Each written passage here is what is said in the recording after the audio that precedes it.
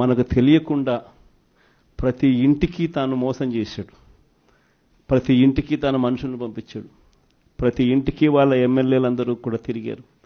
ప్రతి ఇంటికి వాళ్ళ కార్యకర్తలు వెళ్ళారు. ప్రతి ఇంట్లోనూ కూడా కరపత్రాలు పంచారు. ప్రతి ఇంట్లోనూ కూడా ఇదిగో అమ్మా చంద్రబాబు నాయుడు గారు బాండు పంపించినారు, ఆ బాండు పత్రాలు ఇదిగోమ్మా అని చెప్పి కూడా బాండు పత్రాలు కూడా ఇచ్చినారు. ఇంట్లో ఎవరు కనపడినా మోసం చెయ్యని సెక్షన్ అనేది లేకుండా ప్రతి ఒక్కరికి కూడా చెప్పుకొచ్చారు.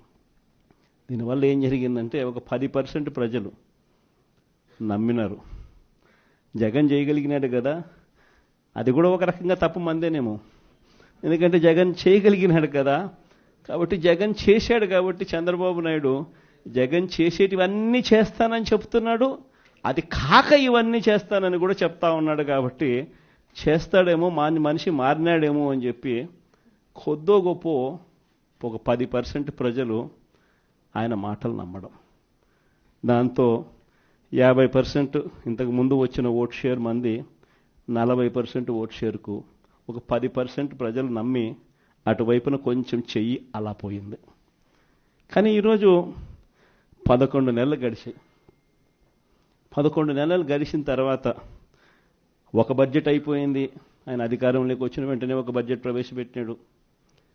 2వ సంవత్సరం బడ్జెట్ కూడా ప్రవేశపెట్టేసినాడు. సరే 2 బడ్జెట్లు అయిపోయినాయి. 5 బడ్జెట్లలో 2 బడ్జెట్లు అయిపోయినాయి. 11 నెలల టైం అయిపోయింది. ఈ 11 నెలల కాలంలో ప్రజలంతా కూడా అదిగో చంద్రబాబు నాయుడు చేస్తాడు, ఇదిగో చంద్రబాబు నాయుడు చేస్తాడు అని చెప్పి ప్రతి ఒక్కరూ ఎదురు చూస్తూ వచ్చారు. ఇంతవరకు పరిస్థితి చూస్తే ఏమంటాడు ఇప్పుడు ఏమంటా ఉన్నాడు?